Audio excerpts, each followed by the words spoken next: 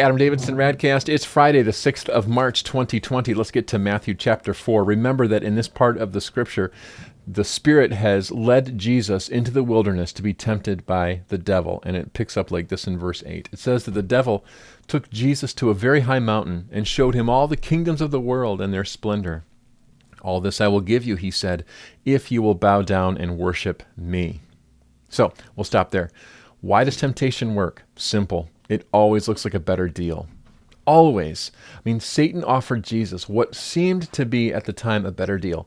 How is it that it would be better? Well, think of it this way.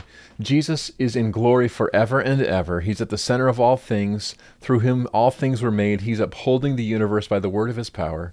Jesus puts on human flesh, becomes one of us, and is now unrecognized and largely ignored.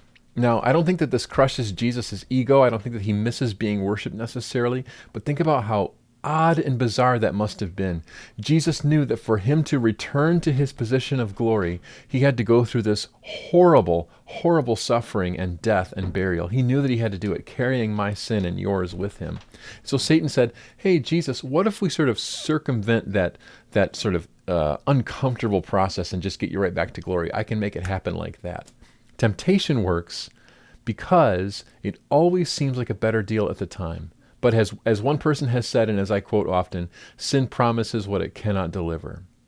That's one reason it works, though, because it looks like a better deal. The other reason temptation works is because we feel shame in being tempted.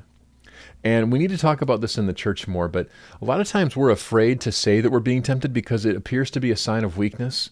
Well, my goodness, if so, it's the weakness of Jesus. Jesus was tempted.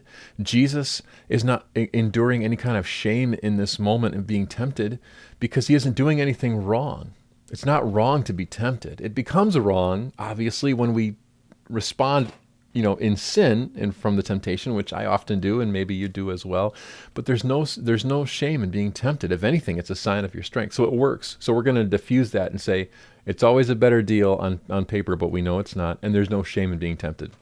And then look at how Jesus responds in verse 10.